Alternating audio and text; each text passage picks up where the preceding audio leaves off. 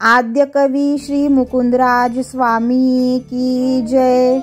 श्री संत ज्ञानेश्वर माऊली महाराज की जय। आजच्या व्हिडिओमध्ये तुम्हाला जो उत्सव दिसत आहे तो अंबेजोगाई येथील मराठीचे आद्य कवी मुकुंदराज स्वामी यांच्या समाधीस्थळी मोठ्या उत्साहाने साजरा करण्यात आलेला आहे।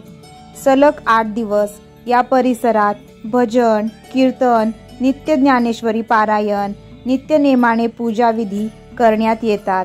याशिवाय समाधीस्थळी जत्राही भरते। सर्वात प्रथम मराठीचे आद्य कवी मुकुंदराज स्वामी यांचा आपण दर्शन घेऊया। मुकुंदराज यांची समाधी बीड जिल्ह्याच्या अंबेजोगाई शहराच्या वायव्य दिशेस 5 किलोमीटर अंतरावर आहे। समाधीस्थळी जाण्यासाठी आपल्याला अशा पायऱ्या उतरून खाली जावे लागते आणि खाली गेल्यानंतर आता यात्रा असल्यामुळे इथे असे आपल्याला वासुदेव पाहण्यास मिळतात, जे की आता सध्या वासुदेव आपल्याला कुठेही दिसत नाहीत। त्या 10-12 पायऱ्या चढून गेल्यानंतर वरती आपल्याला मुकुंदराज स्वामींनी जिथे समाधी घेतली होती तर ते आपल्याला दिसते। तर अशा प्रकारे हे मुकुंदराज स्वामी यांचे समाधी स्थळ आहे। इथे त्यांच्या जयंतीनिमित्त भरपूर असा मोठा उत्सव असतो, यात्रा भरते, सर्व यात्रीगण या उत्सवात सामील होतात। तर यात्रा असल्यामुळे आपल्याला पादुकांचेच दर्शन मिळते आणि आतमध्ये तुम्हाला जी समाधी दिसत आहे ती मुकुंदराज स्वामी यांची समाधी अशीच गुफेमधली समाधी आहे। तर खूप छान पद्धतीने त्यांची अशी सजावट केलेली आहे। तर तुम्ही पण पटकन स्वामींचे दर्शन करून घ्या। अप्रतिम अशी स्वामींची समाधी आहे। मुकुंदराज स्वामी हे मराठी भाषेतील आद्य कवी होते। ज्ञानेश्वरांच्या जन्माच्या आधी मुकुंदराजांना समाधी घेऊन 75 वर्षे झाली होती। मुकुंदराज स्वामींनी विवेक सिंधू या ग्रंथाद्वारे शंकराचार्यांच्या वेदांतावर निरूपणात्मक विवेचन केले आहे। परमामृत हा मुकुंदराज यांनी लिहिलेला दुसरा ग्रंथ आहे। अंबाजोगाई शहरातल्या जयवंती नदीच्या काठी असलेल्या काड्यांमध्ये मुकुंदराज स्वामी यांची समाधी आहे। खोल दरीमधील काड्यांमध्ये असलेल्या नैसर्गिक गुहेमध्ये ही समाधी आहे। ही गुहा 8 बाय 10 फूट आहे। गुहेच्या मधोमध समाधी बांधलेली आहे। समाधीच्या उजव्या बाजूला नैसर्गिक झरा आहे। पावसाळ्यात त्याचे पाणी वाहत असते। समाधीच्या खाली प्रशस्त सभामंडप तयार केला आहे। दरीच्या बाजूने चिरेबंदी कठड्यांनी हा सभामंडप संरक्षित केला आहे। पश्चिमेस 3 ओवऱ्या आणि 2 खोल्यांचे बांधकाम केलेले आहे। तिथे समाधीच्या पुजाऱ्याचे निवासस्थान आहे। या ओवऱ्याच्या बाजूला एक देवळीत पादुका चिन्हित शिळा आहे। ती श्री संत ज्ञानेश्वर महाराज येथे येऊन गेल्याची खूण समजली जाते। अजान वृक्ष आणि वड पिंपळ अशा वृक्षांनी या स्थानावर सावली धरली आहे। समाधीपर्यंत जाण्यासाठी सुमारे 125 चिरेबंदी पायऱ्या आहेत।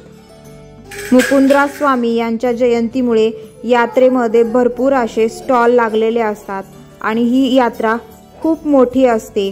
8 दिवस इथे लोकांची प्रचंड अशी गर्दी असते।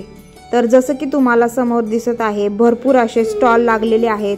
बुक स्टॉल सुद्धा लागलेले असतात, जिथे विविध प्रकारची बुक, ग्रंथ सर्व काही मिळतात। इथेच वरच्या साईडला याच परिसरामध्ये पायऱ्यांजवळ देवस्थानाचे कार्यालय आहे आणि काही सत्पुरुषांच्या समाध्या आहेत। मुकुंदराज भजनी मंडळाची एक विस्तीर्ण वास्तू सुद्धा इथे आहे। त्यात विठ्ठल रुक्मिणी मंदिर, मंदिरातील सभागृहांसोबतच समोरच्या पटांगणात मोठ्या सभागृहाचा समावेश आहे। 3 बाजूंनी 2 मजली धर्मशाळेची इमारत आहे। मुकुंदराज समाधी परिसर जैवविविधतेने समृद्ध आहे। अनेक प्रकारच्या दुर्मिळ वनस्पती सुद्धा येथे सापडतात। विविध प्रकारच्या सुमारे 200 पेक्षा जास्त पक्ष्यांच्या जाती या परिसरात पक्षीमित्रांनी नोंदवलेल्या आहेत। आद्य कवी मुकुंदराज स्वामी यांच्या यात्रेनिमित्त मुकुंदराज स्वामी यांच्या समाधीच्या दर्शनासाठी पंचक्रोशीतून भाविक मोठी गर्दी करतात आणि यात्रेमध्ये येतात।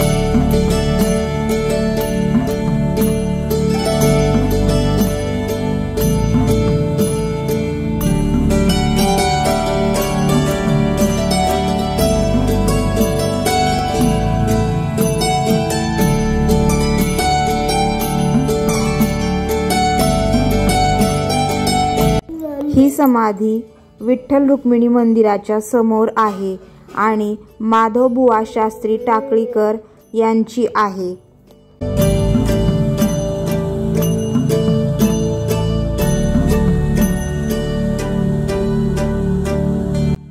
यात्रेमधील काही क्षण मी तुमच्यासोबत शेअर केलेले आहेत। हा जर व्हिडिओ तुम्हाला आवडला असेल तर व्हिडिओला लाईक करा, चॅनलला सबस्क्राईब करा आणि कमेंट सुद्धा करा।